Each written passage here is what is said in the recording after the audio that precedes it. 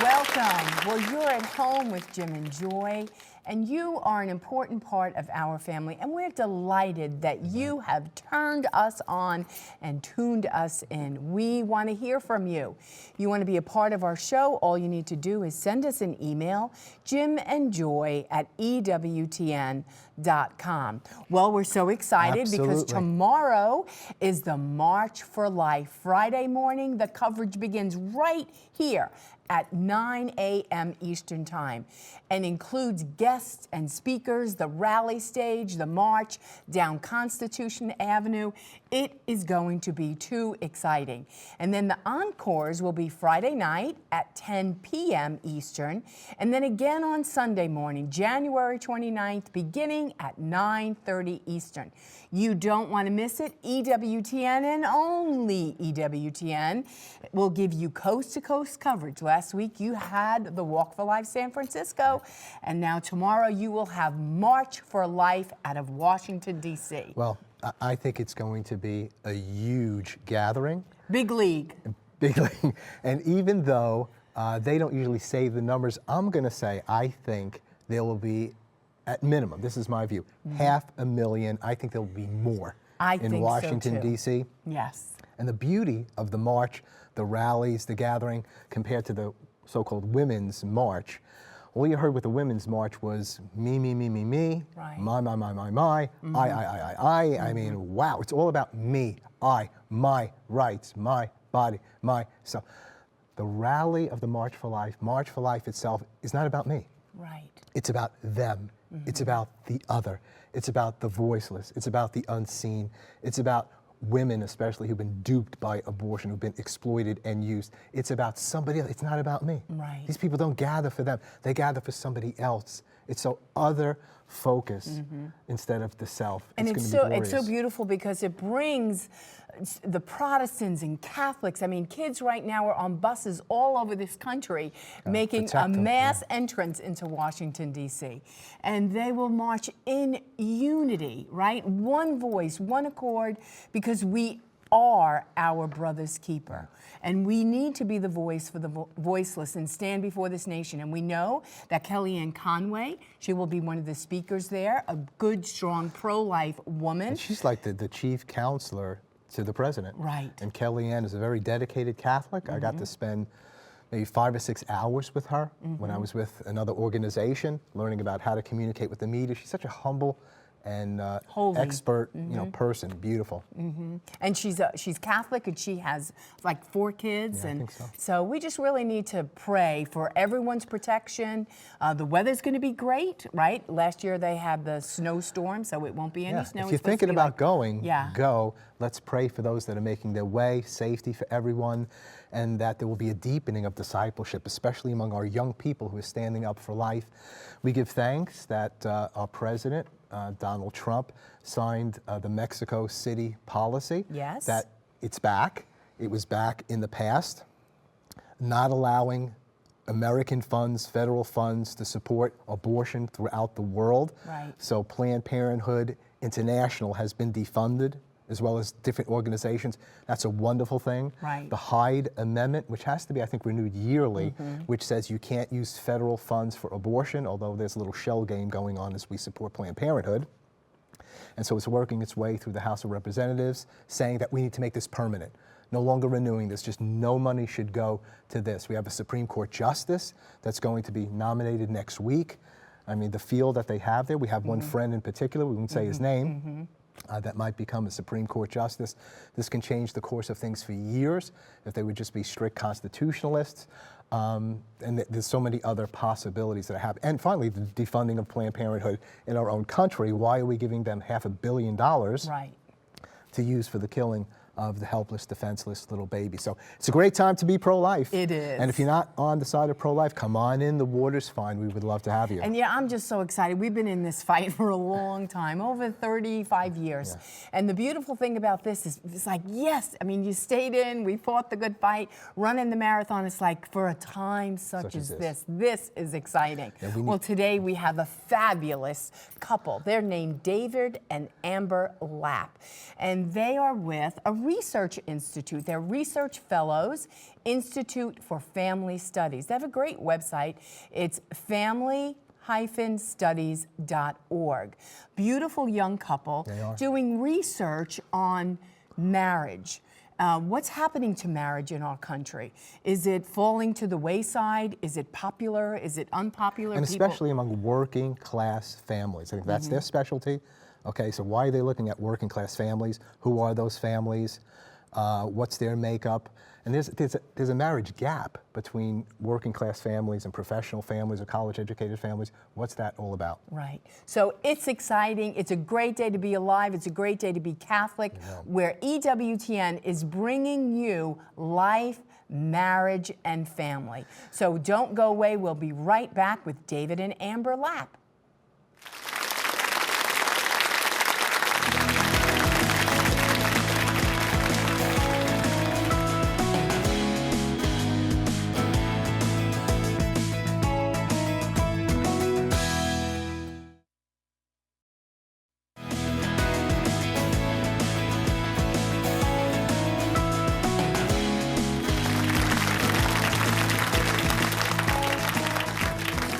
Welcome back. Well, you're at home with Jim and Joy, and you are an important part of our family.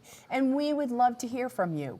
All you need to do is send us an email, jimandjoy@ewtn.com, and hopefully we will use your question right here on the air. Well, today it is our pleasure and delight to bring to you this young couple, David and Amber Lapp, and they're with Research Fellows, Institute for Family Studies, family-studies.org, right? Well, David and Amber, we want to welcome the both of you to At Home. And we were sharing in the back room, you're both converts to the Catholic Church. But why don't you tell our family at home a little bit about your personal journey before we get into your ministry? Sure. Yeah, well, thanks for having us. I come from Lancaster, Pennsylvania, which is Amish country. Yeah. And I was actually raised in an Amish family until I was 6 years old.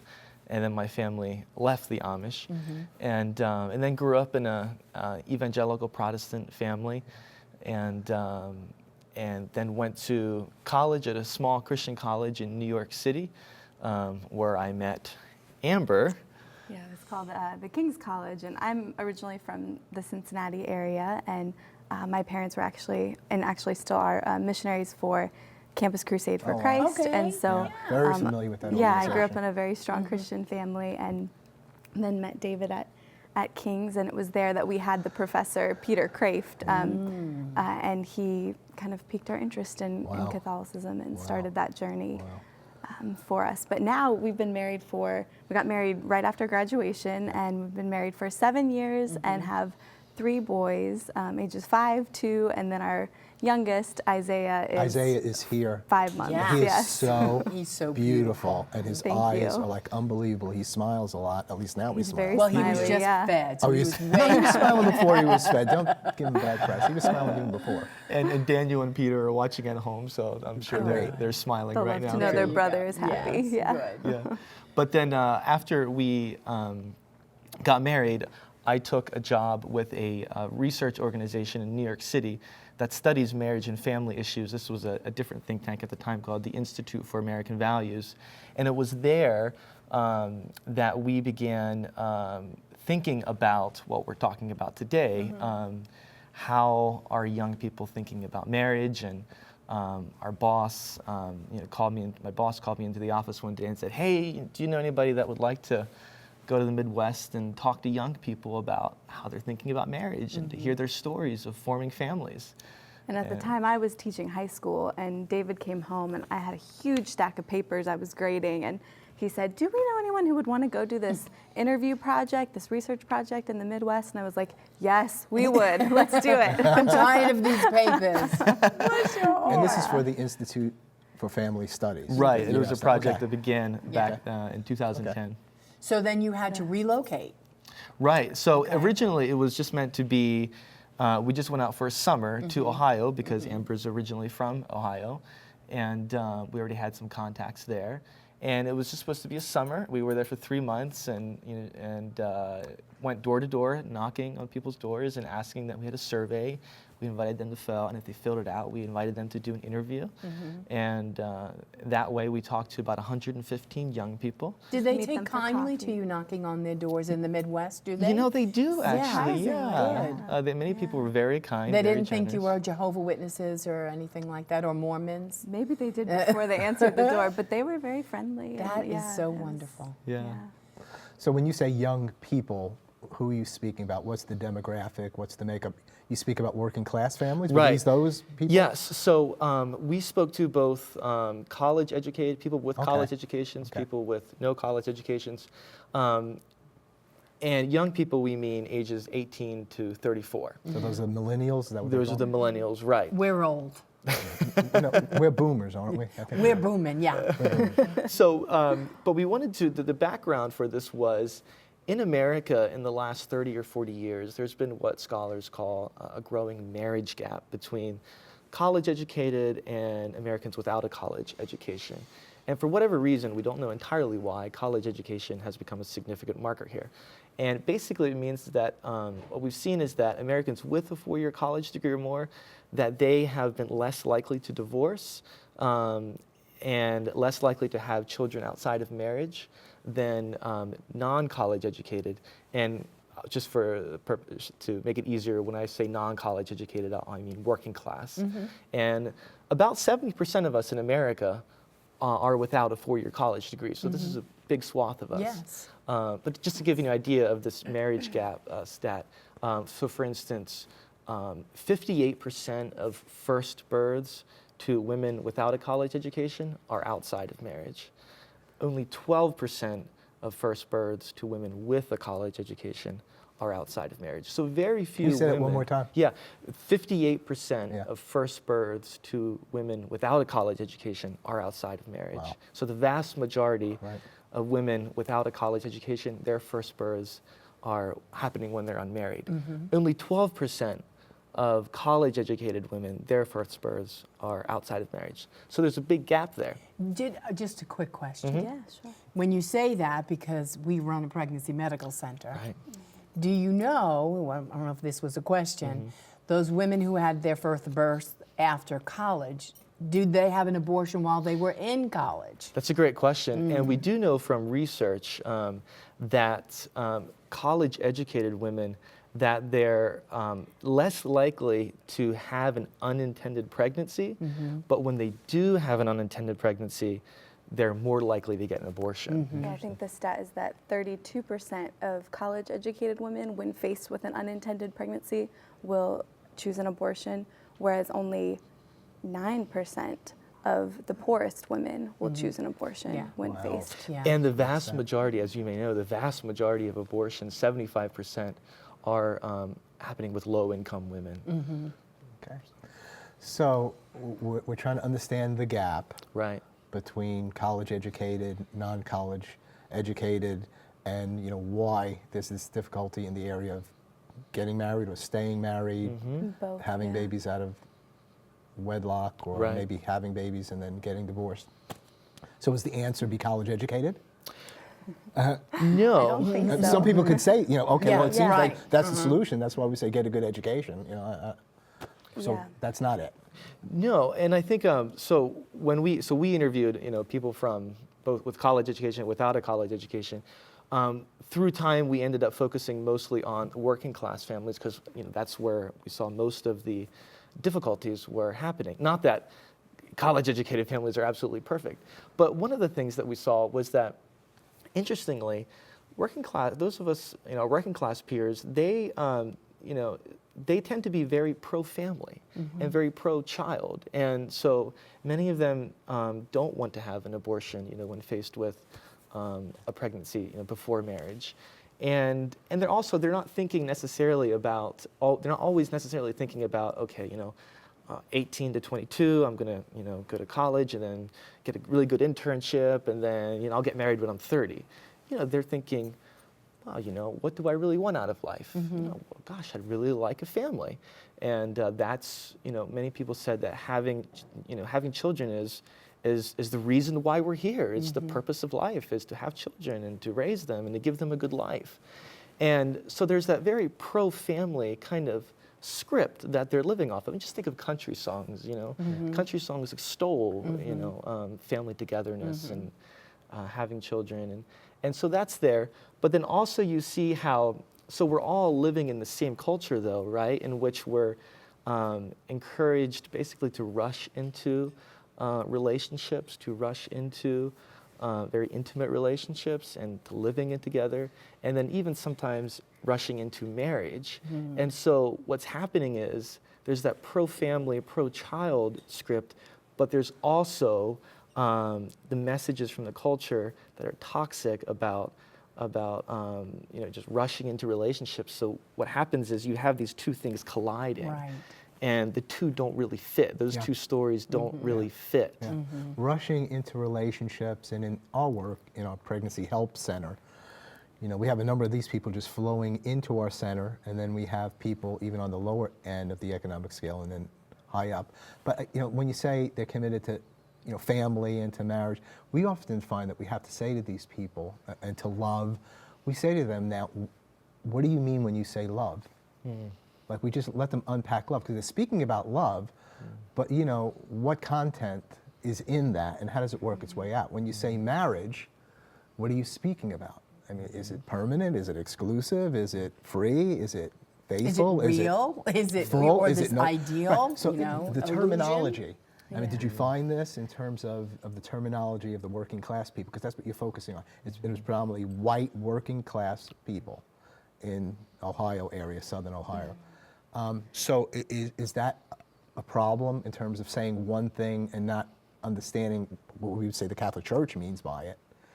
Terms. Yeah, we did, one of the interview questions we asked was, what do you think love is, or how would That's you right. define love? And I remember one woman who was actually separated from her husband and kind of in the process of getting a divorce. She told me, she said, love is effortless.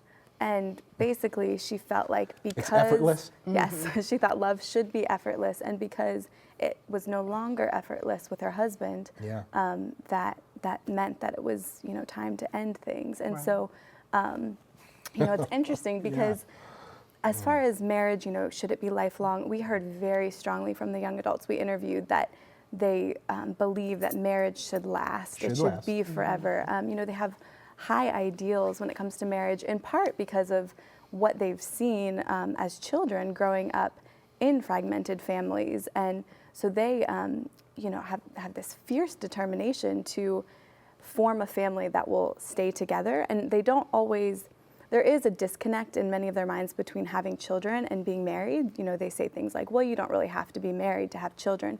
But part of the reason they're delaying marriage is because they so adamantly want to avoid divorce. And so until they feel like very confident, they don't want to get married. And so that then coexists with these messages about love. And so even though they want a permanent marriage, when it conflicts with how they with their happiness, basically, or how they're understanding happiness, in not making the distinction between happiness and joy, Right. then that causes and problems. we heard people say, I don't believe in divorce. Right. Because about 60% of the young people we interviewed witnessed the divorce or the fragmentation of their family growing up. 60%. 60%, Of our right. sample. Of our sample. And so for many of them, what they see marriage growing up is mom and dad separated or divorced, and they are determined that this is not the life that they're going to give their children. They're going to give their children the togetherness, the lifelong marriage that they didn't experience growing up, because they know the pain. They experienced the pain. One young man who his parents divorced, he said, besides killing a small child, I would say divorce is the worst thing that can happen to a child. Right. Right. And so there is this fierce determination to not repeat their parents' story of fragmentation, but to write a different story, a better story of permanent marriage for their own children. And as Amber said, one of that's part of the reason why sometimes they're hesitant about getting married. One person said, you know, I would almost rather I would rather not be married than to get a divorce. So there's this kind of fear of marriage because there's a fear of divorce, because divorce is looming in the background. It's almost like divorce has become associated with marriage. It's become one and the same thing in many ways. And the reality is that in our culture, marriage is institutionally weak. You know, we want marriage to be lifelong and permanent, but as another young man that I interviewed said, he said, you know, nowadays you got that ring on your finger and people just tend to look past that. And he had been living with his girlfriend for about 7 years, and he was hesitant to get married, in part because of this, because he was concerned. Excuse me, when you say they look past the ring, Right. what does that mean? It just means that, oh, well, I can get with you if you know, like say a coworker or somebody, right? Like I can try to have an affair with you or try to. They don't really honor that. No, and what happens, especially if they come from fractured families, okay, there's this own wound in their own soul and they're hurting, and then so they don't have a role model for commitment, for sacrifice, and forget about the love being a feeling. Love isn't a feeling. Love is about commitment and sacrifice and honor till death do we part. It takes an effort to love me? It takes an effort. Okay. I thought it was effortless. And it's permanent. For me, it's effortless, but it's permanent. And you go in and you say, as a married couple, divorce is not an option. Because all the forces of hell and darkness are coming at you to say, hey, this don't work out. It's too much work. Get out of it. But the point, I don't want to hurt anybody's the feelings. point is, are they having that conversation? Are they hearing from somebody like that?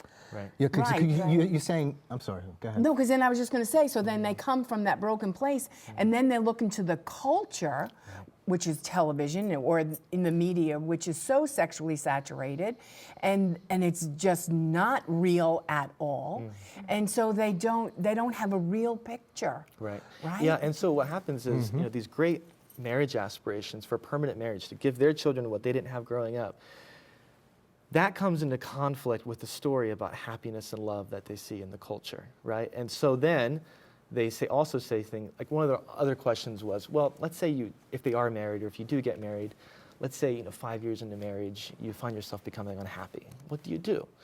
And a lot of times, you know, people would say, well, you know, I'd try to, you know, work it out, you know, talk to my spouse, maybe go see a counselor, try to work it out. And then, okay, let's say, you know, a couple months later, you did that, but you were still just this unhappiness, general feeling of unhappiness. There's no violence, there's no abuse, just unhappy. And then usually said, well, you've only got a lot of people said something like, you've only got one life to live, you've got to do what makes you happy. And one young man who had witnessed his parents' divorce and talked very eloquently about the effect that it had on him and how the pain that he endured because of that. He said, you know, I always said that I don't want to get a divorce because I don't want my children to experience that, but you've got to make yourself happy. Wow. And so there's this kind of tragic sense in which, and of course we all want to be happy, right? I mean, God wants us to be happy. But that's a choice. But it's make. a choice. And yes. there's also, there's a psychologist, Carol Dweck, who talks about having a fixed mindset about happiness or love versus a growth mindset about love and happiness. A fixed mindset says, oh, you just fall out of love. So our relationship must be over. That's a fixed mindset. A growth mindset says, oh, well, you know, in the course of 50, 60, 70 years of marriage, of course you're going to, you know, have some ups and downs and you can have some general unhappiness. But what can we learn from this? How can we grow from this? How can we use the hard circumstance that we're going through? How can we build something better from this? And that growth mindset is something that we did not see in many of the young people that we were talking to. I think just because it's not something that, it's not a story that they hear. Right. Really what you were saying, Joy, I think that is a really key part of the solution because when we think about this marriage gap and how marriage trends are kind of diverging along class lines, you know, at the same time we know there's growing inequality socioeconomically in our country as well. And so it's true that 43% of working class Americans say that marriage has not worked out for most people that they know, Right. whereas only 17% of college-educated Americans say the same thing. And we heard that in our interviews, a lot of people saying, you know, I don't know anybody who is happily married. I don't know anybody who had a successful marriage that lasted.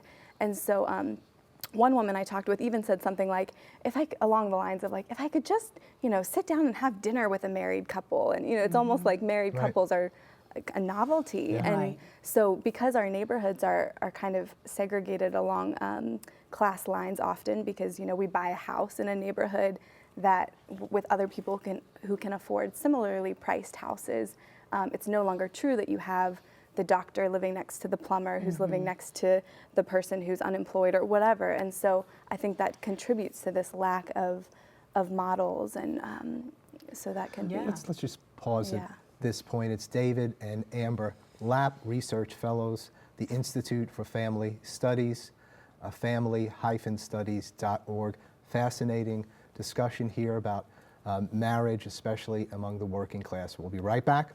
Please don't go away.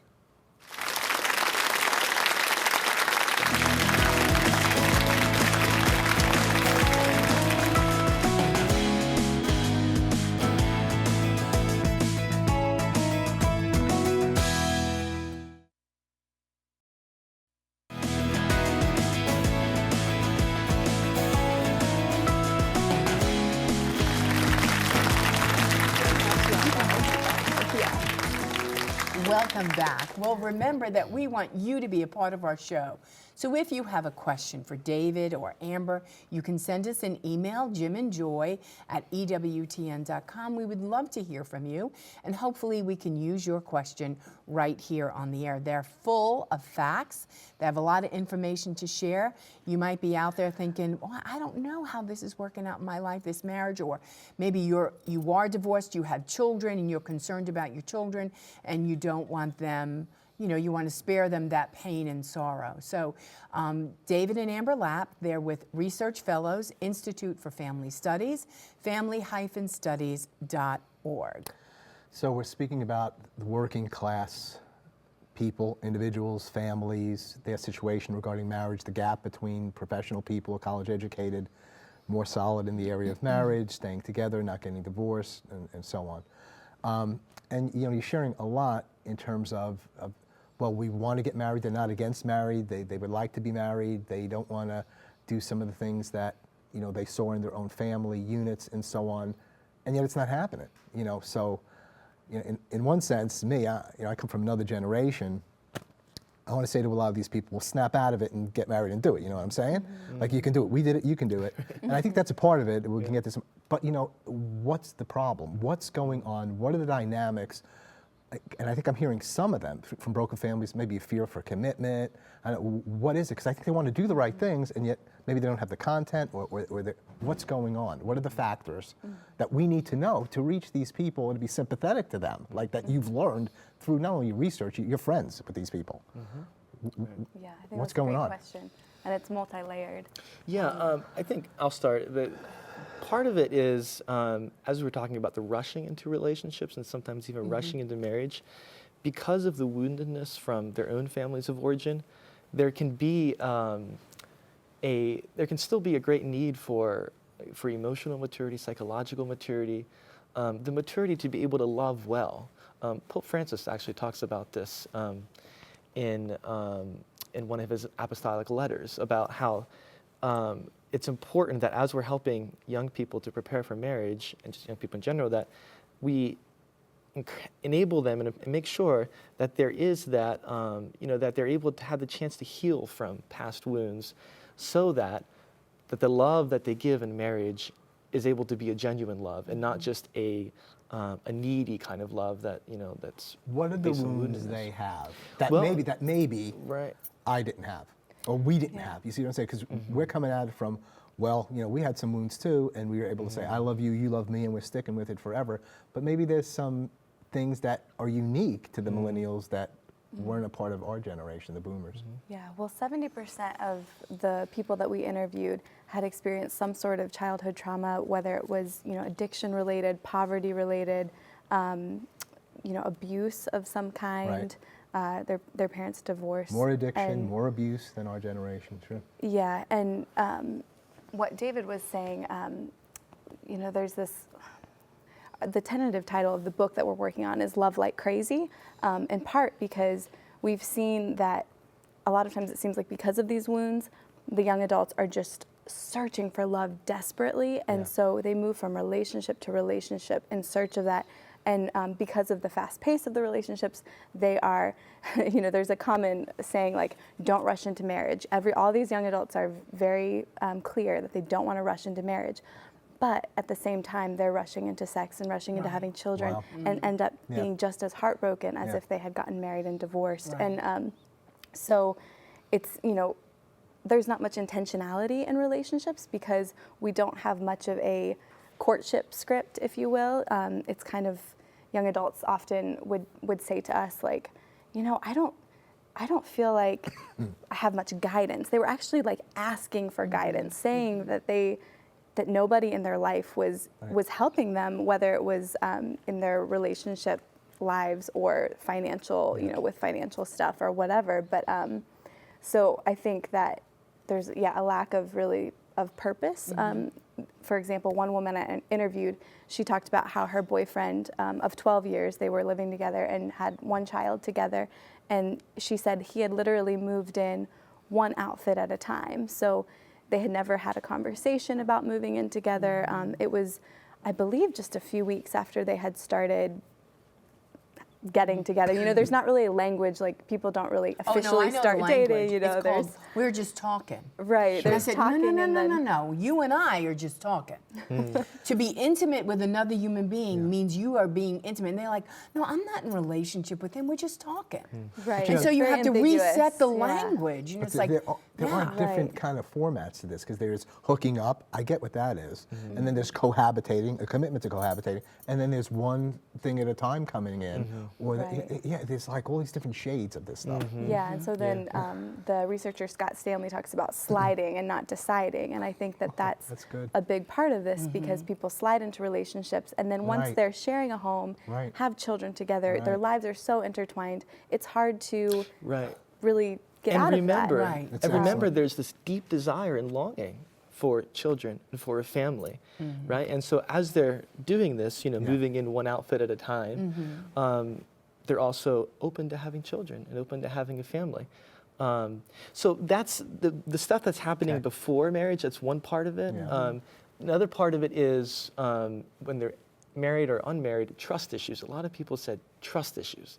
And at first we kind of thought, well, of course you have to be able to trust your spouse or the person you're dating. I mean, that's just, we all know that. So we didn't think much of it. But we heard it so much that we thought, we got to think about this more, trust issues. And so what people literally meant by that was, well, I am concerned because my girlfriend she's getting texts from her ex-boyfriends. And I'm concerned about her trying to get back together with him. And about half of the people that we interviewed had the other person had been unfaithful in the relationship, or they themselves had been unfaithful in a relationship. So that's what they meant by trust issues. There's a lot of infidelity. And so that's another challenge. And I think part of that is just kind of not having witnessed a lot of good relationships. And so there's this kind of this, well, I'm not happy in this relationship anymore. And if I'm not happy, then we can't make it work. And then so there's searching for it somewhere else. Another part of it is just, the kind of the fruit of the cultural messages that we hear. Where are these people? I mean, where are they in relationship to us? Church going, where are they in our sanctuary? You talk about the parish. So to me, there's a couple of meanings of parish. When you say parish, they're people that are in our congregation, they're related to one another, they may be in the picture book. But then parish to me is a geographic location. And you may have people that are actually Catholic or, they're out in the parish, out in a community that we're not, where are these people? How do we reach them? Are we reaching them? Are they near us? Who are they? Where are they? Yeah, well, I think that this demographic is less likely to be involved in any institution, so less likely to attend church, although they are actually more likely to believe in God than their college-educated peers. They're very we heard powerful stories of people when they would reach rock bottom, just crying out to God. And I think that that's one thing that we can learn from people who have experienced a lot, is a lot of times they do have a deep faith, but they're not in churches as often, I think in part because of fears of being judged. So maybe they have a past that they know kind of contradicts church teaching. And so, or maybe they have tattoos and just, look different and just feel like, we heard it a lot. People would say, they would feel judged. There was a meme on Facebook that somebody had shared that said, actually you should say it, otherwise I'm gonna forget it said some of the nicest people some of the people who judge you the most are those in church, and some of the nicest people you meet are those, and they've got tattoos all over them. Right. Yeah. And so that's part of it. I mean, people also just like, well, I smoke, and I'm going to be judged for smoking. There's so what do I do about that? So there's just really gritty stuff like that that I think keeps some people away. And there again, the wrong view of what the church is. The church is a hospital. We're all sinners on a road to holiness. I mean, I had to, when I became a Christian, I had to get a whole new wardrobe. I mean, I had to get a whole new wardrobe because what I was wearing out in the I mean, I was straight from the street and then became a Christian. I was like, oh, I can't go to church like that. Why? Because I was going to a place where God was. And so I wanted to present myself in a way that would be pleasing to God. Well, you got to that point, though. Yeah. And you experienced a radical conversion. Some of these people, right, are kind of like in process. They're not to that point that you get to, that you finally say, well, there's something about modesty I just didn't get. Maybe they don't get modesty. So there's stuff on their own end. But then people can be judgmental, within the church, or they just kind of feel that. Again, how do we reach these people? Pope Francis speaks about they're out on the edges of the periphery or whatever it is. So they're on the periphery, kind of, if they're in our church, they're there, and then they're kind of out on the edges in our neighborhoods and in our community. How do we start a relationship with them or befriend them, or how does that work? Yeah, I feel like it's probably a lot of things, and I don't have the solution, but one thing that has been really wonderful in our lives in the last 2 years is this new project called the I Believe in Love Project, and it's a website of young adults with the mission of writing a better story about lasting love in America. And so the founders of the site wanted to be intentional to include people who have been most hard hit by these marriage and family trends that we're talking about. So, not to have people sharing their stories who seemingly have it all together or who have a lot of models in their life, but to seek out those young adults who maybe are single parents, or maybe are in a cohabiting relationship, or just feel like they don't have any guidance, and seek those young adults out and allow them to reflect on their own lives and relationships, and then to share that in hopes of changing the culture in a positive way and helping others. And so, for example, a friend of mine who is a single mother of 2. She has been writing for the website for the past 2 years, and one of her stories that was very popular was one in which she talks about her experience when she was 16, going to Planned Parenthood to get birth control. Not telling her parents, but just kind of doing this secretly and thinking, this is going to be so empowering. This is going to be so freeing. And then she talks about 10 years later, look where I am, and these are the ways in which that has not been empowering and was actually very damaging for her. And she didn't realize it, when she was in the middle of it. But so a story like that, there's so much just redemptive, transformative power, because she's lived this, and she can say, that was this idea that casual sex doesn't have consequences is a lie, and I'm going to share that story. So is it I Believe in Love? Yes, IBelieveInLove.com. Okay, .com. So we went to the site. It was really interesting. You got a number of headings up there. I can't remember them all, but it was like people, and then you had all these faces of people, and so young people going to it, and they just say, let me click on this one. They have a theme underneath it. You've got marriage, you got sex, you got whatever, and these aren't all dedicated Catholic people getting on. Like you said, they might be cohabitating. They have all these experiences. But still they believe in love, and they're trying to say, here's what I'm learning, or here's my hopes, here's the ups and downs, here's how, my husband's looking at me. There was one article there, It's not all about the sexual relationship and just how he sees me, as a human being. All these kind of conversations. Yeah. So that's where they are going to places like that. Right. These people that may not be in church, and the conversation's taking place, and they're all at different places. Yeah, and so it's really been a way of accompanying people who I otherwise might not have been able to get to know, because I Believe in Love, they train people to be story editors. Okay. And the role of a story editor is to invite young adults, whether it's someone in your neighborhood or, could partner with a crisis pregnancy center or that kind of thing, but to invite those young adults to write for the site. And so it involves meeting regularly. There's a pitch book that they're working on that kind of goes through 10 principles that are that kind of teach that growth mindset about love that David was talking about. And so the biggest thing I think is it's an opportunity for people to reflect, and a lot of times if given the time and a little bit of something to meditate on, like I think that people often kind of know the truth and are able to be and we see that all the time at the center, because every human being does know the truth. Do you know why? Because we're all made in the image and likeness of God. And we all long for love. We all long to be understood. That's the way God made us. And we've done great things in our lives, but the one thing, I'm going to go to my grave having loved one human being unconditionally. Jim is making me holy. I hope I'm making him holy. That's what marriage is about, right? Where you die to yourself so that you live for the other. And we all long for that. When we see on a daily basis, the stories of that girl who shared. I went on birth control. I thought that was my ticket, and I was going to find true love. And what she found was usury, right? And a broken heart. And 2 babies out of that, and she's alone. Nobody wants to be alone. We all want to belong. But you were making a point, I don't know how you put it, but we put it this way, it being, if we can have the conversation with someone strongly considering an abortion, if we could converse for a little while, really listen to them, why, just let them say whatever.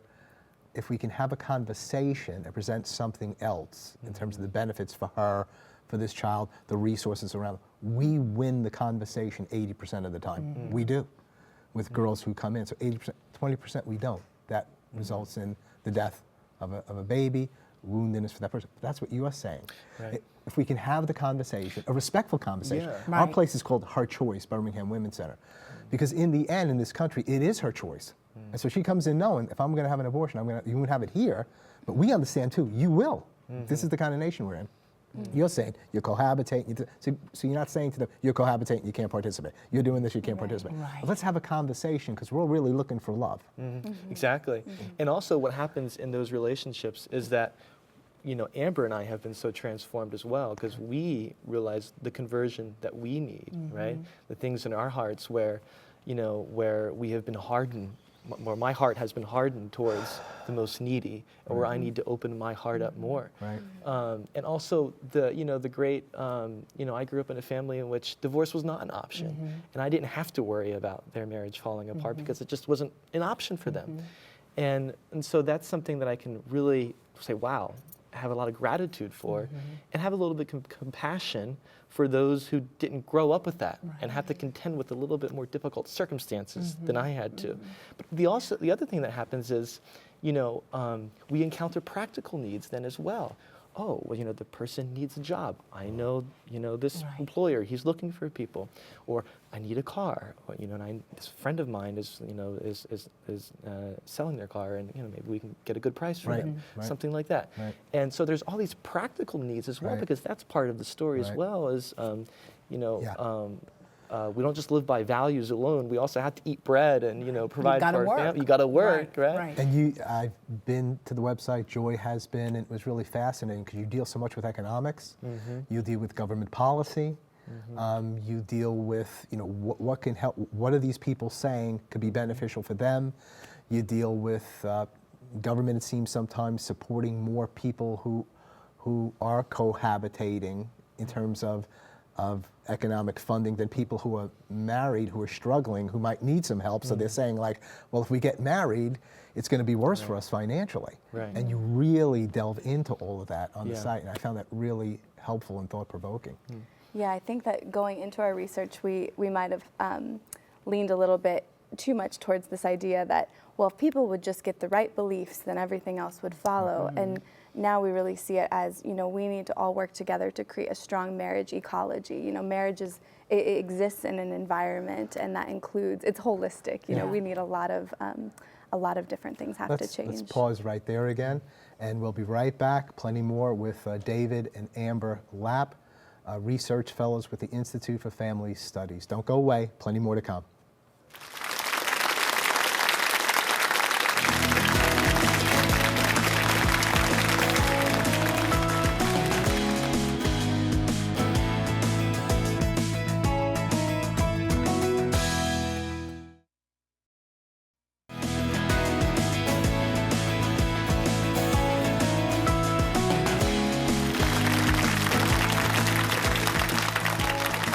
Welcome back. Well, you are an important part of our family, and you can join us live right here on At Home. You could have been a member of our studio audience today, and we would have loved to have had you. But maybe in the new year, you're putting it on your calendar. I'd love to make a pilgrimage to EWTN. Well, all you need to do is contact them at pilgrimages@ewtn.com. Give them a jingle at 205-271-2966, and we would love to have you here at EWTN. You could go up to Hansville to Mother Angelica's resting place. They could have met the Lapps. They could have met and the their Lapps baby Isaiah. and their baby. I mean, the kid's unbelievable. So many beautiful things to do. So think about it, pray about it, and get it on your calendar. Yeah. Well, you were mentioning this term like marriage ecology, and so I wanted to talk. We only have a few minutes.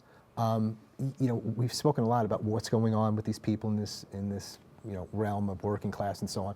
So what's the ecology? What can we do to help bless that ecology or help it along and clean it, Yeah. Either one of you. I think part of it, is the ecology is a lot of things. Part of it is meeting people, before they're getting married, and so crisis pregnancy centers, for instance, are meeting a lot of people like that. That's an opportunity. Employers, if you're an employer or a supervisor or just an employee, and you may notice someone at work who is maybe struggling in their family life. That's a way to accompany people. Just to be intentional about noticing people who may come from vulnerable family situations, right. and befriending them, because that's what a lot of us want, right, and need is because we're social people, is friendship. And being able to witness other people's happy marriages, that's really helpful. And then also, we need good mental health providers. We need good Catholic psychologists who can help people to really heal from the traumas that they've experienced of abuse, of addiction. And so there's all of these different things, working together. We have to talk about everything from, the virtues of chastity to, the right to a just wage that individuals have.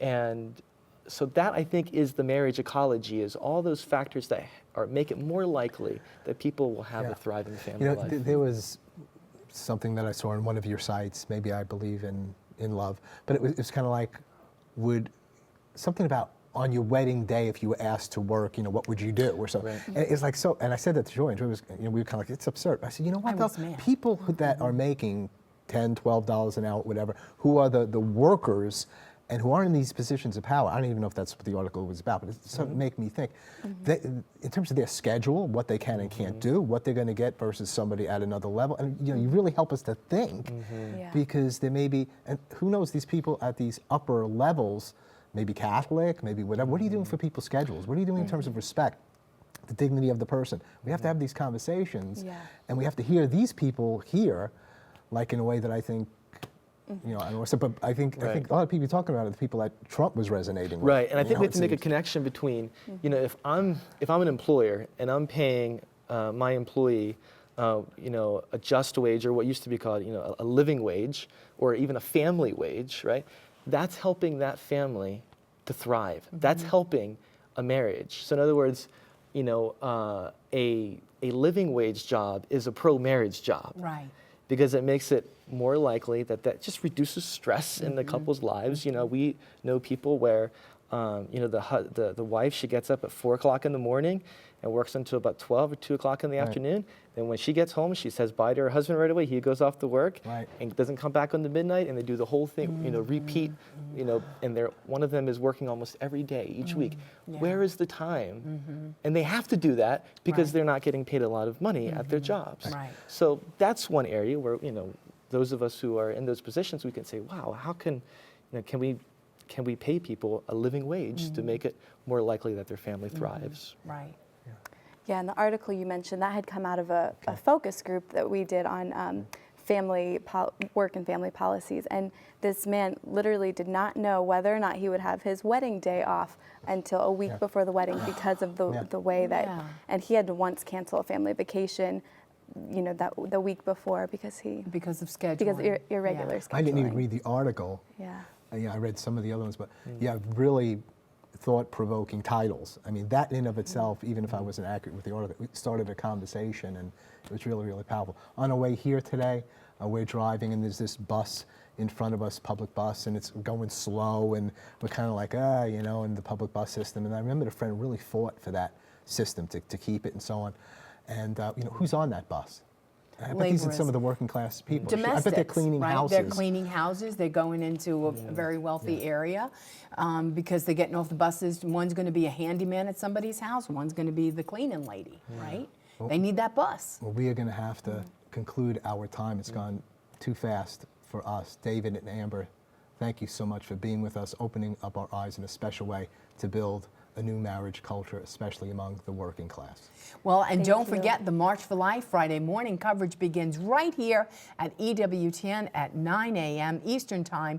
Encores are Friday night at 10 p.m. Eastern, and again on Sunday morning, January 29th, beginning at 9:30 a.m. Eastern. And please pray for a great turnout and for all the marchers and safe going back and forth travels for them all. Remember, you're an important part of the family. You're always at home with Jim and Joy. Bye now.